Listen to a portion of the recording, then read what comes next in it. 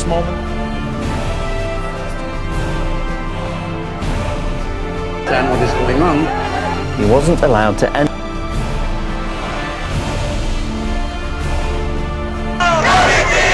اسكا جيبوتي waxaan rabnaa laba waxaan idhi siyaasaduna waa min addiin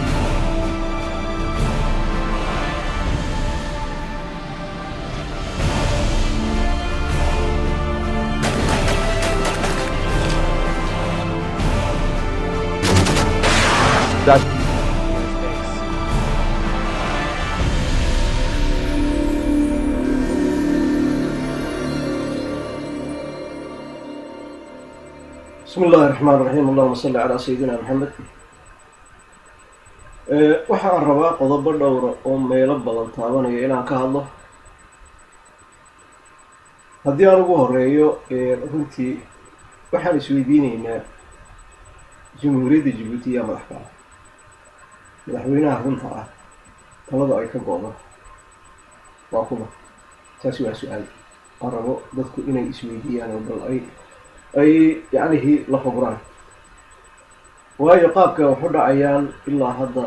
maalintii uu Ismaaciil Cumar talada qabtay ilaa maanta aan joogno siday wax isku bedelayaan isku daba marayaan marka aad fiiriso su'aal baa ku soo baxaysa oo ah runtii warta waddanka ayaa madaxweyne ka 2013 doorashadii ka dhacday natiijadii ka soo baxday ee axsaabta mucaaradka ay ku badiyeen dabadeed laga gacan maroojay waa kii wada hadal siyaasadeed la bilaabay ee Ismaaciil Cumar heer wasiir ah uu saaray si mucaaradka ula hadlaan heshiis laga keeno dabadeed heshiiskii markii go'aan laga soo saaray ee natiijo laga soo saaray ay ula laabteen madaxtooyada waa kii shaqayn waayay su-aasha isweydiinayna waay uu shaqayn waayay muxuu u shaqayn waayay qodobkaasi haddii uu yahay Ismaaciil Cumar ninka wasiiradii aan ogeyn soo diray waa Ilyas Muuse Dawaale Maxamed Ali Yuusuf iyo wasiir gacanlo soo dirtay go'aankii ay u geeyeen muxuu u shaqayn waayay waa su'aal meesha la isweydiinayo dabadeed waa kii haddana soo dirtay kolkuu kii hore shaqayn waayay ee sida kaafajiinaha loo cabay waa kii soo dirtay haddana nin la taliyo ah oo yidhi ka keena wadahadalka keena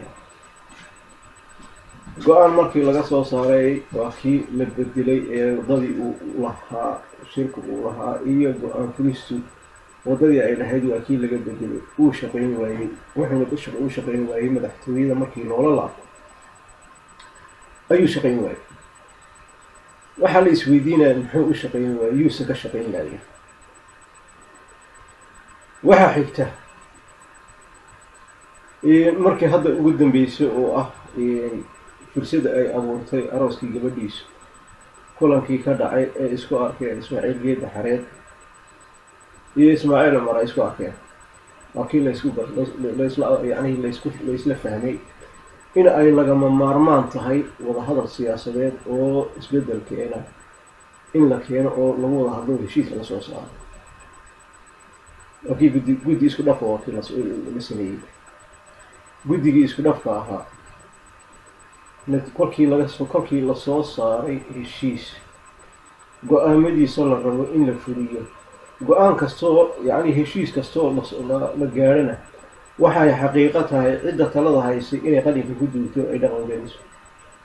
sidaa darteed markii lagula laabtay madaxtooyada loola laabtay uu shaqayn waayay hadda halkaa waxaan maraynaa hadda 3 baan maraynaa 3 heshiis ayaa intaan xasuusto maraynaa 3daba madaxtooyada loola laabtay la rabay in qalinka lagu duugo sidoo u dhaqan galo 3dii buu shaqayn waayay ayuu ka shaqayn laayay muxuu u shaqayn laayay hadduu Ismaaciil Cumar madaxweynaha waddanka yahay muxuu u shaqayn laayay ilaa waa ninkii soo dirtay 3dan heshiisba gudiyadii la soo diray heshiiska ay la gaareen ee qodob lagu soo saaray dawladda isaga loola laabtay maxay u shaqayn laayeen haddii isaga madaxweyne maxaa marka noo soo baxay inaanu Ismaaciil Cumar madaxweyne ahayn uu maqaarsaar yahay oo cid kale madax wadanka ka tahay ayaa ku soo baxay dhigayso waayo waxaa la yidhaahaa ninka raggii waa ninka qowlkiisa xaja waa ninka hadalkii uu shalay yidhi u fuliye berri sidii shalay u yidhi u fuliye Ismaaciil Cumar kuu maaha laba maaha saddex maaha afar maaha inta aan hayne ee uu hadal soo saaray ku dhawaaqay iyadoon cidiba qasbin dabadeedna hadalkii isagu uu ka horiyay markay ugu wareeyeen keebisku marka waxaa ku soo baxay anaa Ismaaciil Cumar madaxweyne wadanka aan ka ahayn cid kale ay madax ka tahay waxaana dhageysto ku sheegayaa madaxweynaha runta ah talada ay ka go'do go'aankiisu filo inay tahay Khadre Maxamuud Xayd ayaa ku soo baxay talada aan rawaana ah anigu kula talinaya hadday tiin asaartii macaarka inaad wada hadal la sameysaan Khadre Maxamuud Xayd si toos iyo saddex bomba sida ay wada ku filayaan inaad iyada u heshiisaan ayay waayo iyada tala ka go'da sababtoo ah inta go'aan heer talo yani heshiis la qabtay wada hadal la qabtay markii loola laabtay guriga madaxtooyadana uu fili waayay waa iyada fadhida guriga madaxtooyada iyada fadhida talada la rabo inay fishana iyada ayay ka soo baxdaa sida iyadu ay rabto hadaan wax filaynin wax soconaya Ismaaciil marka waxa weeye waa face off waa waji la adeegsanayo qof wajigiisa la adeegsanayo saadirteedu maqaarsaar iyo waxa uu ahay waxaan ku talinayaa inay wada ta inta hadda waxaan baa qudirayaa caruurta madaxweynaha waddanka si toos iyo sidoo kale ku doon hawada maanta waxay yihiin dad wax fahmayay dad wax bartay nolosha ay haystaan iyo waxbarashadii fursadda ay haystaan waxa ay ku heleen dad badan ay ku haystaan waxay ku heleen karaamada waddanka ayay ku heleen waxaana la isku haystaa marka karaamadii waddanka iyo jiritaankii waddanka ayaa la isku haystaa oo halis ku jira maadaama uu halis ku jirana waxa laga maarmaara in taariikhda meel ka soo galaan meel wanaagsan ay ka soo galaan influence ku yeeshaan guriga madaxtooyada ee qayb ka yihiin inay influence ku yeeshaan tala ay siiyaan ilaahay taladan ilaa maanta waddanka lagu soo maamulay socon weydii isbedel kale oo ka duwan hal sameeyo hadalkoodu inuu soconayo ayaa umaleynaya waayo waxay maamulka qayb ka yihiin si sharci darraba ah midku doonaba hadalkooda hadlayna maanta in ay qayb ka noqdaan la hadlaan madaxtooyada cidda joogta ay la hadlaan ay influence ku yeeshaan lug ay ku yeeshaan siyaasadeed keenaysa isbedel si iyaguna karaamadooda iyo samcadooda dambe waa dhalinyaro soo kacayso hadda adduunka cusub yahay in ay wax isku hormariyaan laakiin haddii ay sida u daba joogaan waalidku oo qaldan sida u daba joogaan waddankuna faraha uu ka baxo waxaan dhalinay idinku tusaaleynaya rajayn maayo inay idinku dhacdeen caruurtii Saddam iyo kuwii Qadaafi iyo kuwii Mubaarak halka ay maanta joogaan tusaale ka qaata tusaale idinku filan ha noqdo kama dhigna yani inaan rabo waxa soo kale inuu idinku dhaco maya xaasha billah ma rabo inuu idinku dhaco balse laakiin falka waalidiin keenaya ee waddanka uu kaga tuuraya haadaanta ayaa noqonaya qayb yani inaad qayb qaadataan ficilkaas sida dadban idinku soo galay inuu raadi idinku yeesho ayay noqonaysaa taariikhda ayaana keenaysa fact jiraan ka hadlaynaa fabrication ma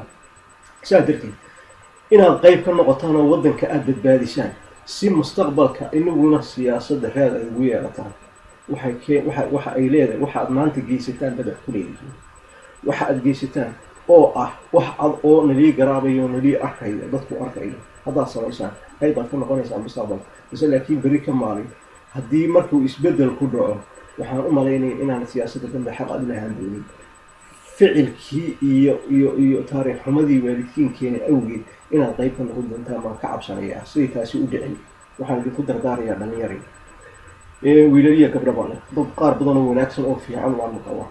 waan idinku ammaanaynaa runtii base laakiin waxaan rabnaa inaad ka dardargelisaan oo wanaagga inta aad ka kordhisaan si waddanku uuna ugu dhicin idinkuna aanu sheegin annaguna aanu sheegin dhammaantiin loo wada sheegin halkii xorriyadda loo maray waa la garanayaa noloshaan maanta haysano idinka iyo annaguba intayna fiican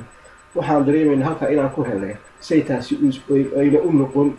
in faraha ay ka baxdo cid walba ay wax wada sheegto cid yani heli mayso cid wax helaysi jiri maysi waa la wada sheegaya sayna noogu dhicintaas dardaaranba idinka tabaaqaasay idinka idinku socota taa intaa haddaan ugu gudbo waxaan u dirayaa baaq iyo talo intaba isugu jirta Cabdiraxmaan Buure oo ah rugcada siyaasi ah maalqabeen ah nin dhan walba loo baahan yahay hadday dhaqaalo tahay hadday siyaasad tahay dhan walba looga baahan yahay maadaama baahida lagu qabo Cabdiraxmaan oo ay badan tahay waxaan dareemaynaa in booskaagi weli u maran yahay booskii aad bulshada ku lahayd as a community iyo as a nation intaba booskii aad ku lahayd inuu maran yahay oo uu yahay kursigaagi weli lagu tabayo ayaan ku sheegay waayo waxa ay tahay waxaan dareemay saliid aan ka qabnaan dareemay Cabdiraxmaan waan ku saliidsanahay waxaan ku saliidsanahay powerka inta leeg ayuu ilaahay ku siiyay oo waxaan dareemaynaa aqliga la siinayaa indhahayagu ay sawirayaan in Africa in general iyo Middle East intaba powerkaagu uu yahay maadaama powerkaagu uu yahay powerka waxa weeye marka lacag buu noqon karaa aqoon buu noqon karaa aragti siyaasadeed taajir aad ka tahay yani qofku waa hadalka yani taajirnimada hadalku waa qaninimada ay kamid tahay maalku qaninimadu kamid yahay aragtida siyaasadeed wanaagsan qaninimada ay kamid tahay intaba waadeed waa kugu amaanaynaa bas laakiin waxaan saliigaynaa qaabka aad yani nooga mid tahay baan saliigaynaa dadka levelkaaga ah marka loo fiiriyo qarankooda iyo communitygooda qayb weyn bay ka qaataan laakiin taani waa noqota Cabdiraxmaan annagu haddaan nahay qurbajoog haddaan nahay manpower baan leenahay resource buu nagu yaryahay adigana intiiba waa haysaa waxaa la moodaa waxa adu keliga aad qaban karto boqolaal kun oo qof waxayna awoodi karin ayaad keligaa qaban kartaa taa laftigeega inaad ammaantaa qurux badnayd waxaa la yidhaha tuhunku sharaftuu ka mid yahay marka Cabdiraxmaan waxaan naga dhiman hada muftigu uu dhintaay tusaale yaroo gaaban oo aad basiid u ah haddaan ku siiyo muhiimadna uu leeyahay adigana runtii waxba kuguma laakiin anaga wax weyn buu nagu yahay qiimaha uu noo leeyahayna mid aan isla yani wada arki karo ayuu noqon karaa kaasoo ah adduunka maanta casriga ah dagaalka ugu qiimo badan ugu effectivesani wuxuu noqday mediana wuxuu u batay resource buu baahay resourcegiina maanta ilaahay waa kugu dhamaysa annaga keliya manpower baan haynaa ficil kastoo aan samayno saxaafadihii madax banaanaa ee gaar ahaan Soomaalida ahaa xitaa microphone waan gadan karin wiil kama dhigna lacag baan haynin kama dhigna lacagteeda lacag ka badan baa jirta lacagta aanu kiibsan lahayn lacag ka badan baa jirto xoolihii ummadda oo si qaldan loo adeegsado ayuu Ismaaciil Cumar saxaafadihii Soomaalida ahaa oo dhan u wada gatay hadday jaraa'id yihiin iyo hadday idaacad yihiinba yani TV yihiin u wada gatay oo microphone-kii aan gadan aan rabnay inaan gadano tuka badan baa la siiyay oo xaqdaro ah marka aad bay noo noqonaysay taas saa darteed maad awoodi kari weyday Cabdiraxmaan oo inaad xitaa satellite TV basic inaad noo samayso oo adigana ku anfaca annagana na anfaca dhan walbana xitaa anagoo kaa gaday inuu lacag dadka kala asiirin adiga wada bahan annaguna aan kugu mahad celinayno adigana sharafku waa contributionkiina ay noqon karto sida siyaabaha ugu wanaagsan ee community contributionka lagu siiyo ay noqon karto saliiga aan qabno taas qayb bay ka tahay aragtidii siyaasadeed oo kale qayb bay ka tahay oo weli ma dareemayno qaabka yani joogto ma dareemayno saa darteed hadal mugtiga u dhintaay waxaan rabaa inaad fahanto baahida lagu qabo iyo waqtiga yani hadda la joogo waqtiyadu way kala fiican yihiin oo ummaddu marka ay baahideedu cirka isku shareerto iyo contributionku macno weyn sameeyaan inkastoo ay tahay kolka hore inay saanan baahidanba loogu dhicin oo baahidanba iman in contributionku joogto u ahaan lahaa fiicnaan lahayd laakiin maanta ayuu effective yahay maanta ayuu effective qiimaan caadi ahayn buu yaa lagu qabaa abaalan caadi ahayn baa lagu qabaa bas laakiin waxaad doorsatada wax ku leedahay communitygaaga iyo waddankaaga waa ku baahan taa intaa haddaan kaga baxo waxaan rabaa qodobkii ugu dambeeyeen raba hadalka inaan kasoo binaanido oo ah axsaabta mucaaradka ESN saluugaygu aad baan walaalaha idiin saluugeynaa aad iyo aad baan idiin saluugeynaa marka loo fiiriyo dabcan dhanna waan idinku ammaanaynaayo qaabka aad u shaqaynaysaan ammaanteedu leeyaho waxa weeye wax badan baad qabateen base laakiin nin aanan istaahilin in wax laga suga ayaad ka sugaysaan oonan ahayn sida aad moodaysiinba aanan ahayn ayaad ka sugaysaani waqtiguu isgurayaa sidaas si ka duwan inaad qabataan baan u baahannahay waxaan ognahay cabdiraxmaan baakii raaliyahaada daahir axmed faalax inta jeer waa ninka ugu xadhig badana inta jeer ee la xidhay xadhig hadduu minid yahay iyo hadduu hadiyaad yahay iyo hadduu beri yahay inta jeer ee la xidhay 20 bay iyo maraysaa sharci darre inay tahay la isku hayo waxa ayna tahay waxa weeye pressure-ka khalkhalka galay ayaa keenaya cabsida tan in qofkii haddii laba maalmood ficil uu sameeyo in la soo qabto la xidho war damoor la xidho damoor khalkhalku uu ku badanayo ayay tahay tusaale waxaa idinka sheegayaa maalintii magaalada midigeeyey ee dhammaantiin midigeeyey sidii ugu dhaqso badnayd ee adduunku u ogaaday waxaan filayaa inaad dareemi kartaa marka waxay keenaysaa haddii nili wada xidho waxbaa isbedelaya haddii dhammaantiin maalin nili wada xidho waxbaa isbedelaya ficilku waa ka fiicnaanaya haddii aad dhimataana dee allah naxariistay intii dhimatay xaqdarrada ku dhimatay miyaad ka fiicantihiin intaad waxu doonaysaan soo kuwaas inayna dhimanayso ma ahayn misle kuwan hadda ku jira jeelasha sida sharci darrada ugu jira miyaad ka fiicantihiin waa maya marka waxaan leenahay oon idinkula talinaynaa sidan si ba-anta si loo helo inagu ficilkiina inaad bedeshaan oo dadka aad warkacdaan oo guryaha aad ka baxdaan oo brejer xoog la saartaan oo aad samaysaan yani mudaaharaad massiif ah gees ilaa gees waddanka waxaa idinku xidhanta idinkay ku xidhanta idinku inaad ka baxdaan guryaha aad ka baxdaan guryaha hoostooda aad ku hadaysaan aad ka baxdaan dadka aad warkacdaan ogolaataan in nila xidho haddii nila xidho maalmo wax ka badan ku jiri maysaa waa ballan inaanad maalmo wax ka badan aanad ku jirayn yaa ballana